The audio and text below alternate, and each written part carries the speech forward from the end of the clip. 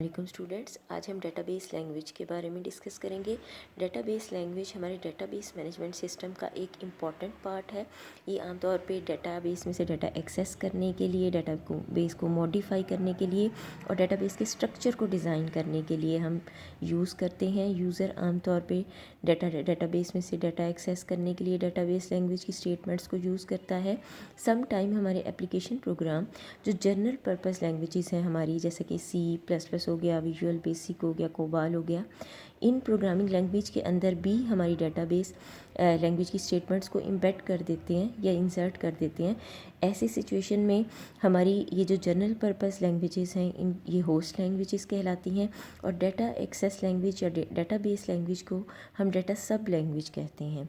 ठीक है। आमतौर पे यूज़र डाटा बेस लैंग्वेजेस को या डाटा एक्सेस लैंग्वेजेस को डेटाबेस में से डाटा एक्सेस करने के लिए, न्यू डाटा एंटर करने के लिए, एग्जिस्टिंग डाटा को मॉडिफाई करने के लिए इस्तेमाल करते हैं।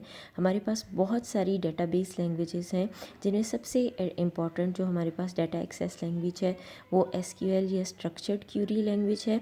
रिलेशनल डाटाबेस के अंदर भी हम हमारे mostly relational database management system भी SQL को यूज़ कर रहे हैं और माइक्रोसॉफ्ट एक्सेस के अंदर भी हम SQL को यूज़ करते हैं। इसकी स्टेटमेंट्स को हम एम्बेड कर देते हैं। डेटाबेस लैंग्वेज को हम उसकी प्रॉपर्टीज़ कह सकते हैं या वो जो डिफरेंट काम परफॉर्म करता है उसकी बेस पर हम कुछ ग्रुप्स में क्लासीफाई कर देते हैं, जिसको हम डाटा डेफिनेशन लैंग्वेज DDL कहते हैं, data manipulation language DML, data control language DCL और ट्रांजैक्शन कंट्रोल लैंग्वेज TCL। मतलब अगर SQL मेरे पास एक डेटाबेस लैंग्वेज है तो उसको मैं फर्दर कुछ चार पार्ट्स में डिवाइड कर देती हूँ। उसका एक पार्ट DDL है जिसको डाटा डेफिनेशन लैंग्वेज कहेंगे और वो कुछ स्पेसिफिक काम परफॉर्म करेगा। उसी स्ट्रक्चर्ड क्यूरी लैंग्वेज SQL का एक पार्ट DML है जो कुछ स्पेसिफिक काम परफॉर्म करेगा। ये हम आगे चल के डिस्कस करेंगे। आज सबसे पहले हम डाटा डेफिनेशन लैंग्वेज और डाटा मैनिपुलेशन लैंग्वेज को डिस्कस करेंगे। डाटा डेफिनेशन लैंग्वेज या DDL को पहले हमने इस वर्ड को हमने हमारे पास आया है, लेकिन हमने इसको डिस्कस नहीं किया कि ये डाटा डेफिनेशन लैंग्वेज क्या होती है। डेफिनेशन का मतलब डेटाबेस के अंदर स्ट्रक्चर को डिफ़ाइन करना होता है। तो डाटा डेफिनेशन लैंग्वेज जो है हमारे पास, ये आम तौर पे डेटाबेस के स्ट्रक्चर को या डेटाबेस स्कीमा को स्पेसिफाई करने के लिए इस्तेमाल की जाती है। DDL जो है वो बेसिकली ये SQL का एक सबसेट ही है। SQL या कोई भी डेटाबेस लैंग्वेज है तो उसका एक पार्ट होगा DDL जो एक स्पेसिफिक काम परफॉर्म करेगा, जो कि डेफिनेशन से रिलेटेड होगा, क्रिएट करने से रिलेटेड होगा। ठीक है। अच्छा, उसके बाद DDL का एक प्री डिफाइंड सेंटेक्स होता है डेटाबेस को के स्ट्रक्चर को डिफ़ाइन करने के लिए। ठीक है। जैसे हर लैंग्वेज का एक स्ट्रक्चर होता है, डेटाबेस लैंग्वेज का भी एक प्रॉपर सेंटेक्स है जिसको फॉलो करते हुए हम डिफरेंट काम उस लैंग्वेज के अंदर बैठ के करेंगे। आमतौर पे डेटाबेस डिज़ाइनर्स जो हैं वो कॉन्सेप्चुअल और इंटरनल एक्सटर्नल तीनों स्कीमास को डिफ़ाइन करने के लिए डेटाबेस लैंग्वेज को इस्तेमाल करते हैं। जो हम स्टेटमेंट्स यूज़ करते हैं डाटा डेफिनेशन लैंग्वेज के अंदर, इनको हम जब हम SQL पढ़ेंगे तब हम इन स्टेटमेंट्स को तफसील से पढ़ेंगे। लेकिन अभी आपने को आइडिया होना चाहिए कि कौन कौन सी स्टेटमेंट DDL के अंदर इस्तेमाल होती है और वो क्या क्या काम करती है।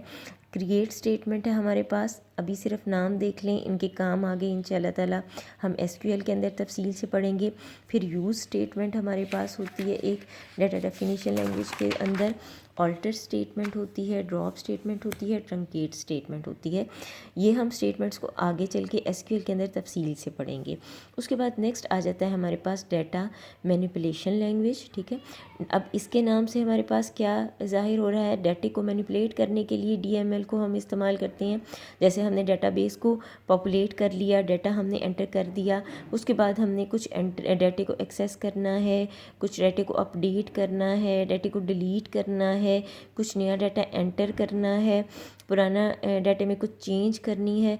तो ये सारा काम करने के लिए हमारे पास डाटा मैनिपुलेशन लैंग्वेज है जिसको हम DML कहते हैं। ये भी DML भी हमारे पास डाटा एक्सेस लैंग्वेज का एक पार्ट ही है। जैसे SQL मेरे पास एक लैंग्वेज है तो एक पार्ट उसका DDL था, तो DML उसका आप समझे दूसरा पार्ट है। और आमतौर पे जो डाटा मैनिपुलेशन लैंग्वेज की स्टेटमेंट्स हैं इनको हम एप्लीकेशन प्रोग्राम्स जो हम बनाते हैं डिफरेंट प्रोग्रामिंग लैंग्वेज के अंदर हम क्रिएट करते हैं जनरल पर्पस प्रोग्रामिंग लैंग्वेजेस जैसे C++ और विजुअल बेसिक। तो ऐसी सिचुएशन में हम ये स्टेटमेंट्स को हम जनरल पर जो DML की स्टेटमेंट्स हैं उनको जनरल पर्पस लैंग्वेज की एप्लीकेशंस के अंदर एम्बेड कर देते हैं। तो हम इस वजह से इसको हम कहेंगे कि ये डाटा सब लैंग्वेज है, और हमारे पास जो मेन जनरल पर्पस लैंग्वेज होती है उसको हम कहते हैं कि ये होस्ट लैंग्वेज है। हमारे पास जो स्टेटमेंट हमारे पास डाटा मैनिपुलेशन लैंग्वेज या DML के अंदर इस्तेमाल होती हैं वो सेलेक्ट स्टेटमेंट है, इंसर्ट स्टेटमेंट है, अपडेट स्टेटमेंट है और डिलीट स्टेटमेंट है। इनको हम SQL के अंदर तफसील से पढ़ेंगे, लेकिन अभी आपने अपने टॉपिक के अंदर इनके नेम ज़रूर शामिल करने हैं। जो नेक्स्ट हमारे पास इसके पार्ट्स हैं वो इंशाल्लाह ताला हम कल डिस्कस